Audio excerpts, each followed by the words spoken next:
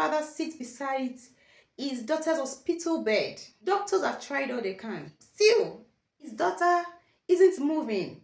Tears stream down his face as he whispers to God in prayer. Not because there's any miracle yet, but because he knows who God is. Welcome to the 3 of our 30-day journey through the deep waters of biblical grace. And today we are exploring one of the most profound words in the scripture, and that word is pistis. It is often translated as faith and sometimes sounds like a wishful thinking, but in truth it's a surrender. It is a life laid down in trust even when your world is burning. It is not a gamble on outcomes, not a gamble on results, but loyalty to God even when your prayer echoes back in silence. It is clinging to Him not for what He will do, but for who He is. It is the Hebrew boys in the fire saying only God can deliver, and even if He does not,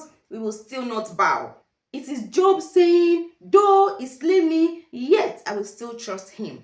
Hebrews 11 verse 1 says, faith is the substance of things hoped for, the evidence of things not seen, assurance of things hoped for, the conviction of things not seen. That word assurance in Greek is hypostasis. That is the substance, the very foundation of your hope, the hypostasis of things hoped for, and the elenkos of things not seen. That is the conviction of things not seen, the inner evidence of a reality not yet visible. Faith is not a vague belief. It is the substance that you stand on even when the storm is raging. It is the evidence in your spirit that says, even though I can't see it, I know it is real. It is the whisper in your soul that drowns out the fear in your eyes.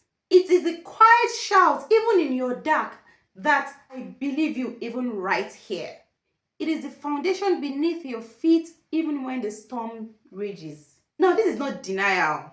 It is even deeper than sight. And Paul, he didn't say we are saved by theology or by spiritual performance or by efforts. We're not saved by how much we know or even how religious we appear.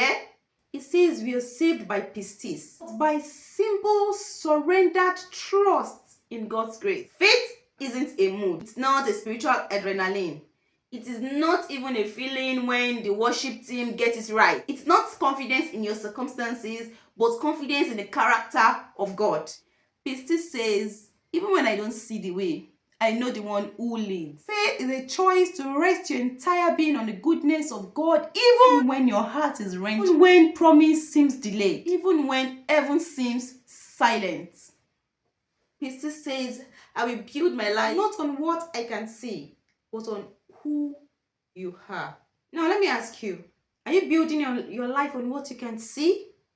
Do you have faith based on outcomes or faith based on the unchanging nature of God? And don't forget to join me on day 4 where we discuss δικαιοσύνη, why righteousness is not based on rules but on relationship.